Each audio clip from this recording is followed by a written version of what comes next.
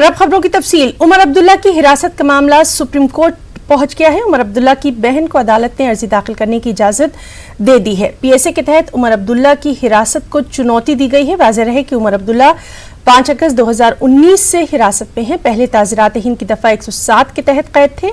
हाल ही में उनके खिलाफ कौमी सलामती एक्ट यानी लगाया गया है। उमर की बहन सारा अब्दुल्ला पायलट अदालत से रुजू हुई हैं।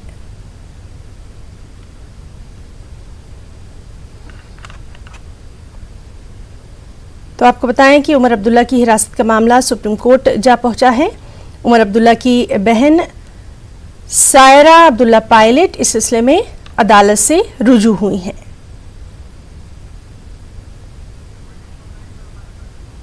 और हमारे साथ हमारे रिपोर्टर सुशील पांडे मौजूद हैं। चलिए उन्हीं से जानेंगे। सुशील, आपसे जानना चाहेंगे, उमर अब्दुल्ला की जो हिरासत का मामला है वो अब सुप्रीम कोर्ट जा पहुंचा है, क्या कुछ और तफसीलात? जी देखिए, साफ तौर से इस पूरे मामले में जो उनकी सिस्टर है उन्होंने सुप्रीम कोर्ट में अप्रोच किया है। उनकी तरफ से ये मांग की गई है कि जो फिलहाल उनके खिलाफ जो पीएसए लगाया गया है, जो पीएसए के तहत उनको फिलहाल हिरासत में लिया गया है, उस एक्ट को उन्होंने चैलेंज किया है। उन्होंने कहा कि इस मामले में सुप्रीम कोर्ट इंटरवीन करे। हालांकि सुप्रीम कोर्ट उमर अब्दुल्ला की सिस्टर के द्वारा जो याचिका दाखिल की गई थी उस पर सुनवाई को तैयार हो गया है, लेकिन अभी कोई तय तारीख नहीं दी है। हालांकि उनकी तरफ से मांग की गई है कि कई महीनों से उमर अब्दुल्ला फिलहाल हिरासत में है, लिहाजा सुप्रीम कोर्ट इस मामले में इंटरवीन करे। अब कश्मीर के जो हालात है वो सुधर गए हैं। अब ऐसे में देखना ये होगा कि इस याचिका पर सुप्रीम कोर्ट कब सुनवाई करता है, लेकिन फिलहाल सुप्रीम कोर्ट इस याचिका पर सुनवाई को तैयार हो गया है। जी सुशील, बहुत बहुत शुक्रिया अदा करना चाहेंगे आपका तमाम तर जानकारी के लिए। आगे बढ़ेंगे। मरकजी हुकूमत को सुप्रीम कोर्ट से आज बड़ी राहत मिली है। सुप्रीम कोर्ट ने SC/ST एक्ट में तरमीम को बरकरार रखा है।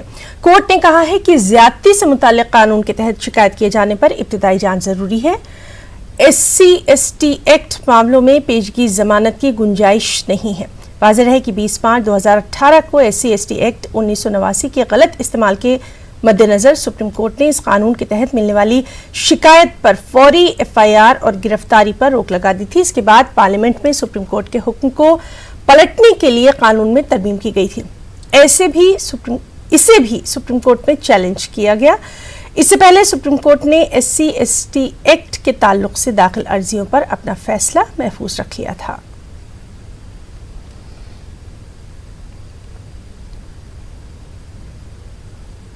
SC/ST एक्ट को लेकर सुप्रीम कोर्ट से केंद्र सरकार को एक बड़ी राहत। केंद्र सरकार ने फिलहाल 2018 के उस संशोधित कानून को हरी झंडी दे दी है। पृथ्वीराज हैं जिन्होंने सुप्रीम कोर्ट में इस पूरी याचिका को फिलहाल फाइल भी किया था और केंद्र सरकार के इस अमेंडमेंट को चुनौती दी थी। पृथ्वी, कैसे देखते हैं इस फैसले को? फिलहाल एक बड़ी राहत केंद्र सरकार को जरूर नहीं, केंद्र सरकार को राहत तो पता नहीं है, लेकिन सामान्य वर्ग को बहुत बड़ी राहत है। कारण क्या है, कोर्ट ने इसे क्लैरिफाई कर दिया है। कोर्ट ने बिल्कुल स्पष्ट कर दिया है कि अगर कोई निर्दोष को फंसाया जाएगा तो उसे अग्रिम जमानत का ऑप्शन इसमें खोल दिया है। केंद्र सरकार ने बिल्कुल कंप्लीट बैन लगा दिया था कि इसमें एंटीसिपेटरी बेल नहीं दी जाएगी, लेकिन कोर्ट ने बोला है कि अगर कोई केस प्रमा फेसाई प्रथम दृष्टया प्रूव नहीं होता है तो उस केसेस में अग्रिम जमानत दी जाएगी। और प्रारंभिक जांच पर जो केंद्र सरकार ने रोक लगाई थी उसे भी आज कोर्ट ने क्लैरिफाई कर दिया है कि ये ललिता कुमारी जजमेंट के कॉन्टेक्स्ट में पढ़ा जाएगा। और ललिता कुमारी जजमेंट पैरा 120.6 में बिल्कुल स्पष्ट करता है, कुछ कैटेगरीज हैं उनमें ये स्पष्ट करता है कि इन केसेस में अगर कोई केस इन कैटेगरीज में फाल होता है तो उस केस में प्रारंभिक जांच की जाएगी, उसके बाद FIR दर्ज की जाएगी। तो पहले भी हाई कोर्ट से इसमें एंटीसिपेटरी बेल का प्रोविजन था, अभी भी हाई कोर्ट से ही इस पूरे मामले में प्रोविजन है, तो क्या माना? नहीं, डिस्ट्रिक्ट कोर्ट से 438 में इंसान डिस्ट्रिक्ट कोर्ट भी जा सकता है, हाई कोर्ट भी जा सकता है। दोनों जगह से एंटीसिपेटरी बेल का प्रोविजन है। उसके अलावा हाई कोर्ट से 482 में क्वेस भी होती है, तो वो प्रोविजन भी अपहेल्ड है। सुप्रीम कोर्ट ने यह स्पष्ट किया कि जो फिलहाल अमेंडमेंट है इसमें दोनों चीजों को सामान्य रूप से बैलेंस करके देखा जा सकता है। हाँ, ये एक बैलेंस अप्रोच है। पहले जो 20 मार्च का जजमेंट था वो ज्यादा बेहतर था। उसमें पहले मतलब किसी हायर अथॉरिटी की परमिशन लेने की जरूरत होती थी। हालांकि उसे कोर्ट ने आज केंद्र सरकार के जो अमेंडमेंट है उसे अपहोल्ड किया है कि परमिशन की जरूरत नहीं होगी, लेकिन अग्रिम जमानत का जो ऑप्शन दिया है ये भी एक बहुत बेहतर है। अब निर्दोष लोगों को फंसाया नहीं जा सकेगा, वो अग्रिम जमानत ले सकेंगे। तो फिलहाल ये सुप्रीम कोर्ट का कहीं ना कहीं एक बड़ा फैसला जरूर है। सुप्रीम कोर्ट ने उस अमेंडमेंट में साफ तौर से कई ऐसे प्रावधानों में बदलाव किया था, लेकिन सुप्रीम कोर्ट में इस पूरे प्रोविजन को सुनने के बाद ये कहा कि जो केंद्र सरकार का प्रोविजन है वो सही है, लिहाजा उसमें बदलाव करने की जरूरत नहीं है। कैमरामैन अंकित के साथ सुशील पांडे, न्यूज़ 18 दिल्ली।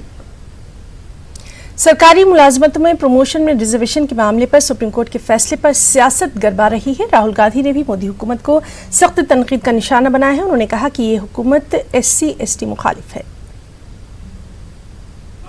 जो RSS और बीजेपी की आइडियोलॉजी है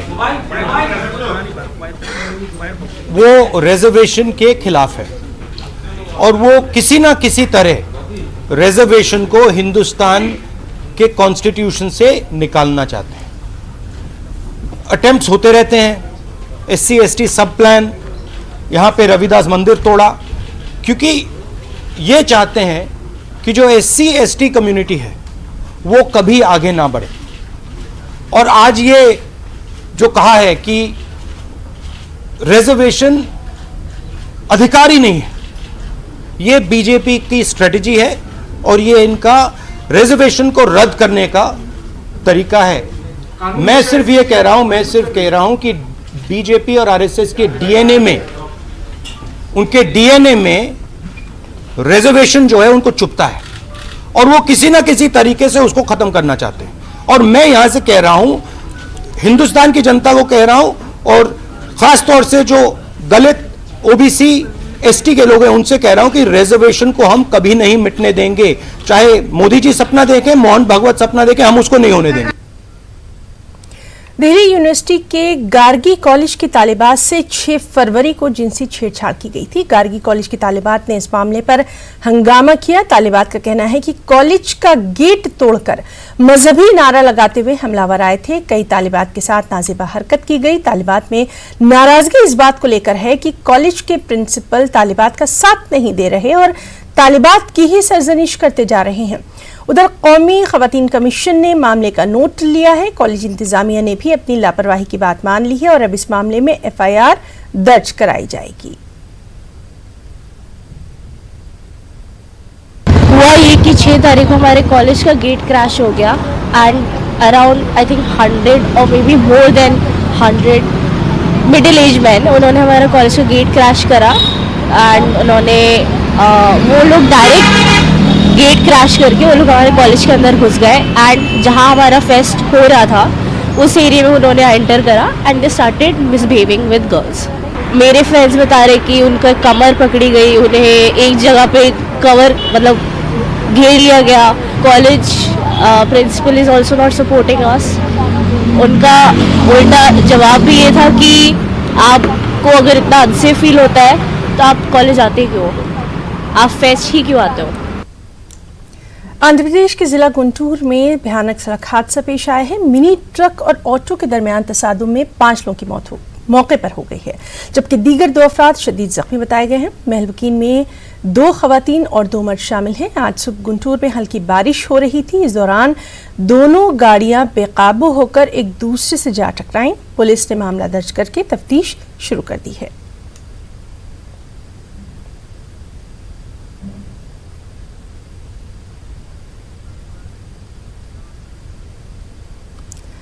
AP तेलंगाना के पसमानदा मुसलमानों के 4% रिजर्वेशन मामले पर सुप्रीम कोर्ट में कल समाअत होनी है। जमीयतुल उलमा हिंद भी इस मामले की फरीक है। जमीयतुल उलमा हिंद के वकील शकील अहमद सैयद ने इस मामले पर हमारे नुमाइंदे अनीसुर रहमान से बातचीत की। अहमद सैयद साहब मेरे साथ हैं, आइए जानने की कोशिश करते हैं। सर, सबसे पहले हमें ये बताएं कि ये जो मरहला है इस केस का वो कितना अहम है रिजर्वेशन के लिए। सबसे अहम मरहला यही है क्योंकि जो रिजर्वेशन हुआ था पहले 5% हुआ था उसको हाई कोर्ट ने ख़त्म कर दिया 5 जज ने। फिर 4% हुआ, उसको भी 7 जजों की बेंच ने आंध्र प्रदेश हाई कोर्ट ख़त्म कर दिया। उसके बाद जमीयतुल उलमा हिंद, आंध्रा गवर्नमेंट ने और कुछ प्राइवेट लोगों ने सुप्रीम कोर्ट में अपीलें की थी, स्पेशल लीव फाइल की थी, वो अपील बन गई और हमको इंटरिम स्टे मिल गया था।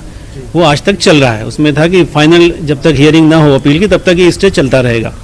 तो अब वो फाइनल हियरिंग की स्टेज पे अपीलें लग गई हैं। पिछले हफ्ते लगी थी मंडे ट्यूसडे को, तो 11 तारीख के लिए एडजर्न हुई थी।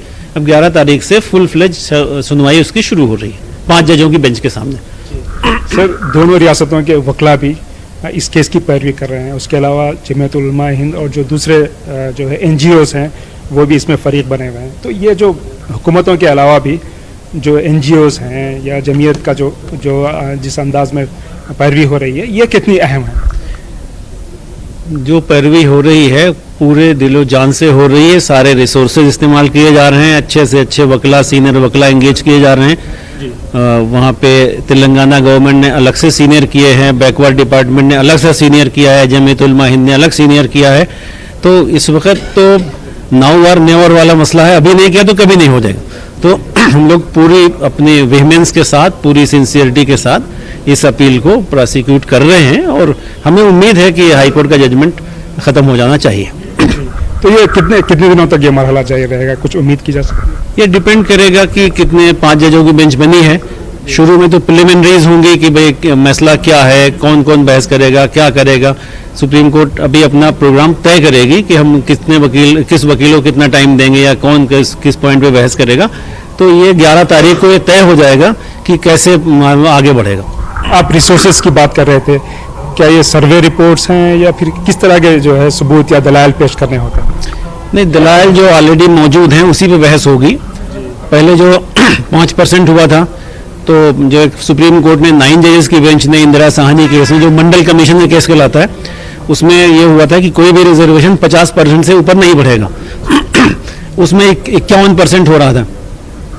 तो फिर गवर्नमेंट ऑफ आंध्रा, तो उस वक्त ही तेलंगाना बना नहीं था, उस वक्त फिर ये उसको दोबारा से सर्वे करा के और जांच करा के PS कृष्णन रिपोर्ट आई थी। उसके बाद 4% रिजर्वेशन हुआ था, जो up to with in ceiling limit है 50% की, और उस गवर्नमेंट ने किया था। उस पर फिर लोगों ने रिट पिटिशंस कर दी थी हाई कोर्ट में। 7 जजों की बेंच, पहले 5 जज की बेंच सुन रही थी, तो पहले वाली बेंच भी 5 जज की थी, तो उन्होंने 7 को रेफर किया था। 7 जजों का यूनानिमस फैसला नहीं है। एक जज ने रिजर्वेशन के फेवर में फैसला किया था, एक जज ने अलग फैसला लिखा, बाकी 5 जजों का फैसला अलग है। लेकिन मेजॉरिटी जजमेंट से वो रिजर्वेशन का कानून ख़त्म कर दिया गया था, स्ट्रक डाउन कर दिया था। लेकिन सुप्रीम कोर्ट ने आगे बढ़ के अपील एडमिट कर ली और स्टे दे दिया था। उस स्टे से होने की वजह से उस एक्ट का फ़ायदा अभी तक मिल रहा है लोगों को। ये कहा जाता है कि जो मजहब के नाम पर रिजर्वेशन गैर दस्तूरी है, तो इस रोशनी में आप क्या समझते हैं, ये फैसला कितना टिक पाएगा? ये जो केस है ये कितना जो है पायदार होगा? 9 जजों की बेंच में ये कहा गया है कि मजहब के नाम पे दिया जा सकता है। अगर कोई ये रिपोर्ट आ जाए कि मिनहसिल कौम एज ए होल रिलीजन के लोग हैं वो पिछड़े हुए हैं, ऑफकोर्स क्रीमी लेयर जो कहलाती है वो अलग कर दी गई है। इस एक्ट में भी इसका फायदा रखा गया है कि पूरी मुसलमान कौम को नहीं दिया गया है। इसलिए ये कहना कि पूरे मुसलमानों को दिया गया, पूरी लंबी लिस्ट है जिसमें कि वो बहुत सारे सेक्शन ऑफ मुस्लिम कम्युनिटी को उसमें से निकाल दिया गया है कि इसका फ़ायदा इनको नहीं मिलेगा। तो पूरी मुस्लिम कौम को नहीं दिया गया।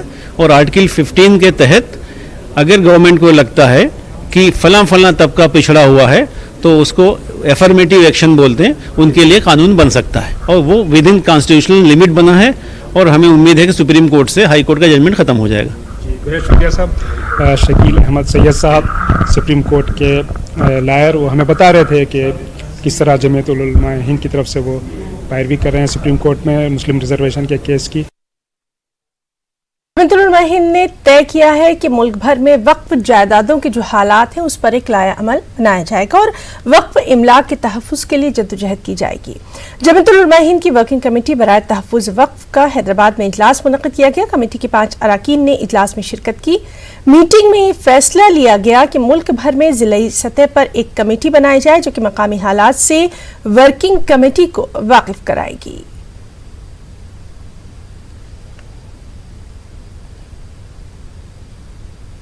आज़ादी से पहले भी, आज़ादी के बाद भी जमीयत उलमा का ये मौक़िफ़ रहा है कि उसने वक्फ के तहफ़्फ़ुज़ के लिए मुसलसल जद्दोजहद की। अभी जमीयत उलमा हिंद की मजलिस आमिला में यह फ़ैसला किया गया और एक कमेटी बनाई गई जिनके जनाब हाजी हारून साहब, एडवोकेट हाजी हारून साहब, एडवोकेट मौलाना नियाज़ फारूकी साहब, जनाब शकील अहमद सैयद साहब और जनाब हाफिज़ पीर शब्बीर साहब, मैं इसके अरकान में हैं।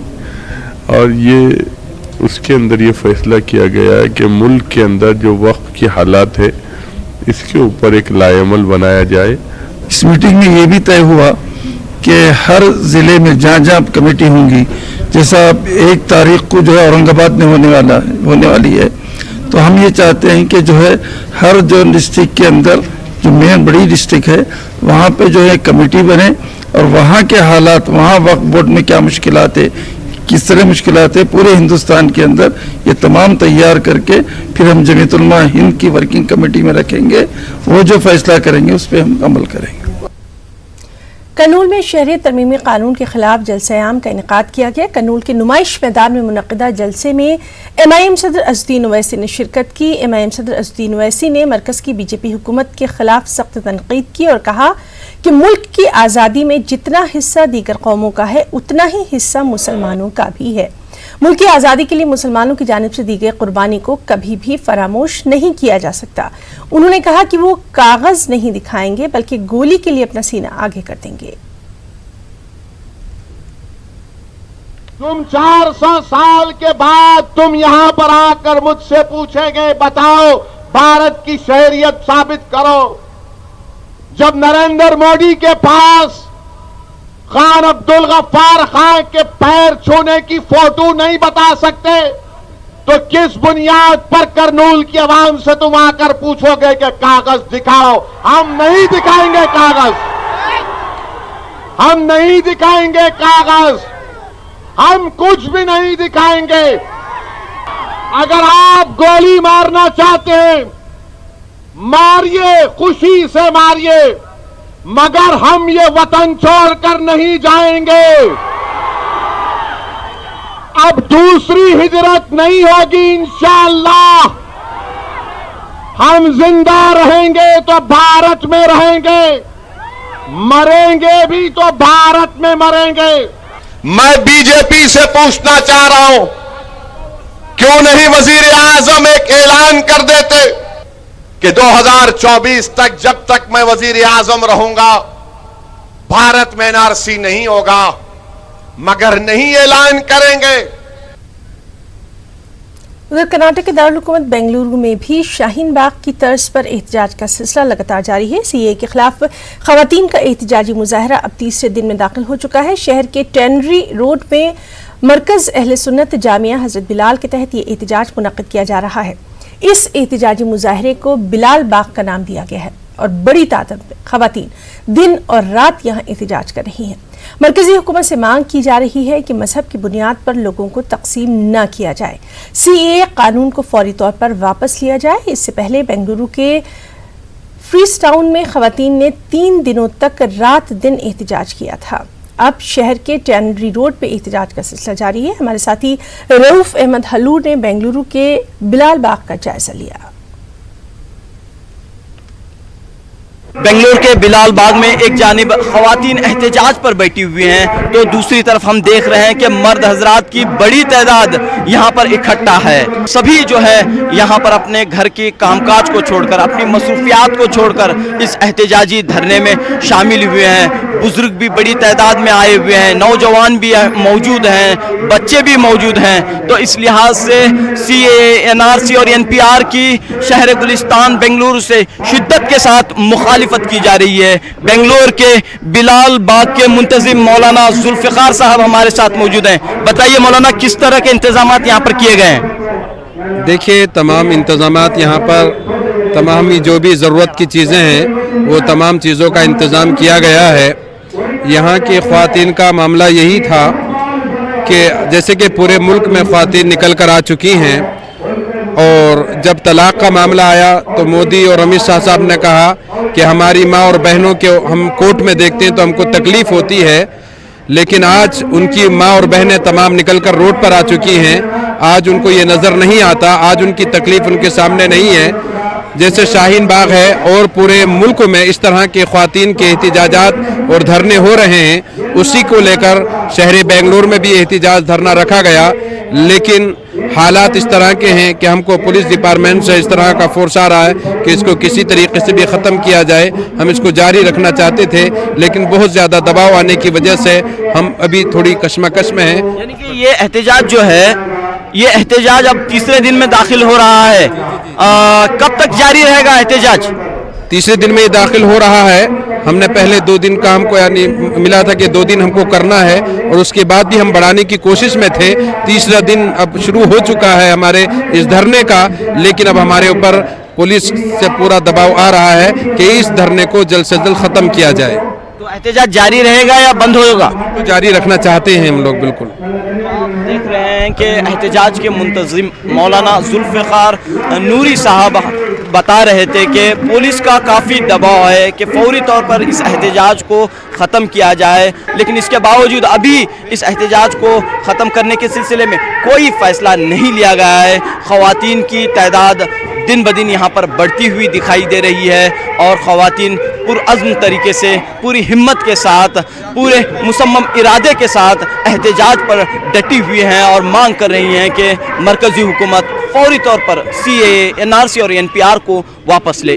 कैमरामैन नूर अहमद के साथ रऊफ अहमद, न्यूज़ 18 उर्दू, बेंगलुरु। शहरियत कानून के खिलाफ मुस्तकिल एहतजाज चल रहे हैं। हमारे नुमाइंदे ने लोगों से बातचीत की है। हमारा जो आज प्रोटेस्ट का दिन है, आज 58 दिन में इंटर हो चुका है और हमने पार्लियामेंट का कल इसलिए ले आया है कि कल बजट का आखिरी दिन है, कल पार्लियामेंट की आखिरी तारीख है और हम इसलिए आज हमने मार्च का डिसाइड किया है। रही बात वहां तक पहुंचने की, तो हम ये पुलिस से कहेंगे जिस तरह से वो अमित शाह की रैली को कोऑर्डिनेट करती है, हमारे साथ कोऑर्डिनेट करें और पीसफुली हम पार्लियामेंट तक मार्च करेंगे। और इसलिए बताइए कि सरकार पार्लियामेंट में कह चुकी है कि NRC फिलहाल अभी कोई योजना नहीं है सरकार के NRC की, तो अब ये लगातार आपका प्रोटेस्ट चल रहा है। देखिए सरकार ने क्यों कहा अभी तक नहीं, ये क्यों नहीं कहा कभी नहीं, टिल नाउ क्यों नहीं कहा, उन्होंने नीवर क्यों नहीं कहा। नंबर 1, और सरकार NPR के लिए 4000 करोड़ बजट पास हो चुका है और NPR ही NRC का पहला प्रोसेस। जवाब से संतुष्ट नहीं है, लेकिन अरुण मैं आपको तस्वीरें और दिखाना चाहूंगा। यहाँ पर अगर जामिया गेट के बाहर की बात करें तो यहाँ पर छात्र इकट्ठा है, महिला प्रदर्शनकारी भी पहुंच चुके हैं, क्योंकि जामिया में जब से प्रोटेस्ट चल रहा है छात्रों के साथ साथ यहाँ पर और लोग भी यहाँ पर पहुंचे। देखिए काली पट्टी माथे पर बांधी हुई है, NRC CAA NPR पर क्रॉस लगा है। क्या कहा आज पार्लियामेंट जाने का ऐलान किया है, जा पाएंगे आप? बिल्कुल जा पाएंगे। हाँ, हमें कौन रोकेगा, क्योंकि हमें अपना रास्ता बनाना बहुत अच्छी तरह आता है। हमारी सरकार हमेशा हमें रोकने की कोशिश करती है, लेकिन जब से CAA NPR और NRC आया आपने देखा होगा कि हम अपना रास्ता बनाकर जहां जाना होता है ये लगातार कह रहे हैं कि हम आगे जाएंगे, लेकिन देखना होगा क्योंकि इंतजाम जो है वो होली फैमिली पर पुलिस ने पूरे किए हुए हैं। वेलफेयर पार्टी ऑफ इंडिया के सदर कासिम रसूल इलियास से न्यूज़ 18 नुमाइंदे ने खास बातचीत की है। उन्होंने क्या कुछ कहा है, आइए देखते हैं। हमारे साथ वेलफेयर पार्टी ऑफ इंडिया के सदर डॉक्टर कासिम रसूल इलियास साहब मौजूद हैं। कासिम भाई, आप लोगों की डिमांड क्या है? आज इतना बड़ा प्रोटेस्ट आपने रखा, पार्लियामेंट कल खत्म हो रही है, सेशन खत्म हो रहा है और उसके बीच ये मार्च।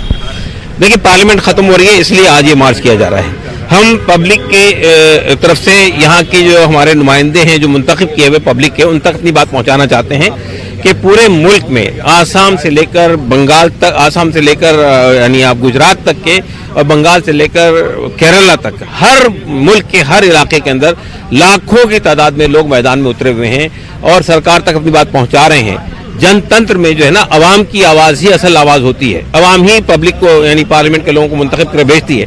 अगर सरकार अवाम की आवाज़ नहीं सुन रही है तो जाहिर बात है कि इसके अलावा कोई ऑप्शन नहीं है कि हम जो है आवाज़ पहुंचाने के लिए जितने संवैधानिक तरीके हैं उनका इस्तेमाल करें। सरकार का लगातार ये मौक़िफ़ रहा कि ये जो कानून, शहरियत कानून लेकर आए हैं हम, इससे हिंदुस्तान के लोगों को इसका कोई ताल्लुक नहीं है, बैरून मुल्क के जो लोग हैं उनको शहरियत दी जाएगी।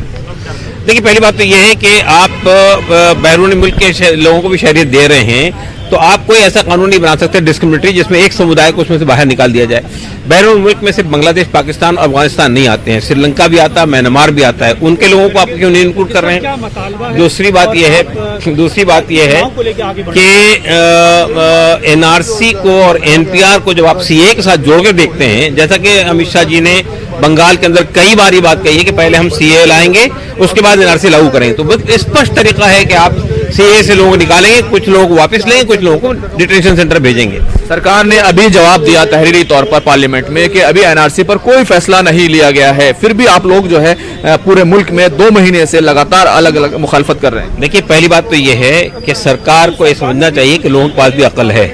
आप ये कहते हैं कि NPR फर्स्ट स्टेज है NRC की, तो उसके बाद क्या रह जाता? बाकी आप NRC मत लाइए, NPR को ट्रांसफर कर दीजिए NRC के अंदर। आप NPR में जो इन्फॉर्मेशन मांग रहे हैं उसका कोई ताल्लुक NPR की चीजों से नहीं है, वो तो NRC ही की चीजें हैं जो उसमें लाई जा रही है। तो आप साफ कह रहे हैं कि आपका शहरियत कानून नहीं, एनपीआर की भी आप मुखालफत कर रहे हैं, उसको लागू नहीं हो जाएगा। देखिए एनपीआर जो 2010 में था, एनपीआर जो 2010 में था, एनपीआर जो 2020 में लाया जा रहा है, दोनों में बहुत जबरदस्त अंतर है। 2020 का एनपीआर के अंदर बहुत सारी ऐसी बातें हैं जो एनआरसी से जोड़ देती है उसको। बहुत बहुत शुक्रिया। तो ये डॉक्टर कासिम रसूल इलियास जो कह रहे हैं कि एनआरसी नहीं बल्कि एनपीआर भी एनआरसी है, और अब ये मुद्दा कहना चाहिए और भी ज्यादा उलझ कर रह गया है। ये लोग कह रहे हैं कि सरकार को जनता की आवाज, आवाम की आवाज सुननी चाहिए और इसको वापस लेना चाहिए। कैमरामैन गौरव सक्सेना के साथ खुर्रम शहजाद, न्यूज़ 18 उर्दू, दिल्ली। और दिल्ली से इस वक्त की बड़ी खबर, शाहीन बाग मामले पर सुप्रीम कोर्ट पे समाअत। इस सिलसिले में मरकज को नोटिस जारी किया गया है और अब 17 फरवरी को अगली समाअत होनी है। तो दिल्ली से बेहद अहम खबर शाहीन बाग मामले से जुड़ी हुई, जहां सुप्रीम कोर्ट पे समाअत, मरकज को नोटिस जारी किया गया है। 17 फरवरी को अगली समाअत है। अदालत ने कहा कि एहतजाज लंबे अरसे से चल रहा है, एहतजाज के लिए खास जगह होनी चाहिए। अदालत ने यह भी कहा कि मुजाहिरीन रास्ता रोक कर एहतजाज नहीं कर सकते। तो बेहद अहम खबर शाहीन बाग मामले से जुड़ी हुई, जिसमें सुप्रीम कोर्ट में समाअत हुई और मरकज को इस सिलसिले में नोटिस जारी किया गया। अब 17 फरवरी को अगली सुनवाई, अगली समाअत होना है। अदालत ने यह कहा है कि एहतजाज लंबे अरसे से जारी है, एहतजाज के लिए खास जगह होनी चाहिए। और सबसे अहम बात ये अदालत ने कही कि मुजाहिरीन रास्ता रोक कर एहतजाज नहीं कर सकते।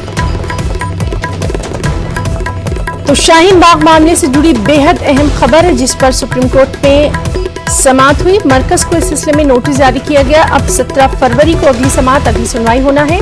अदालत ने कहा कि एहतजाज लंबे अरसे से चल रहा है, एहतजाज के लिए खास जगह होनी चाहिए और मुजाहिरीन रास्ता रोक कर एहतजाज नहीं कर सकते। आपको बताएं कि इस सिलसिले में कई अर्जियां जो हैं वो दाखिल की गई हैं। और अब ये खबर कि शाहीन बाग मामले पर सुप्रीम कोर्ट में मरकज को नोटिस जारी किया है। 17 फरवरी को अगली समाअत होना है।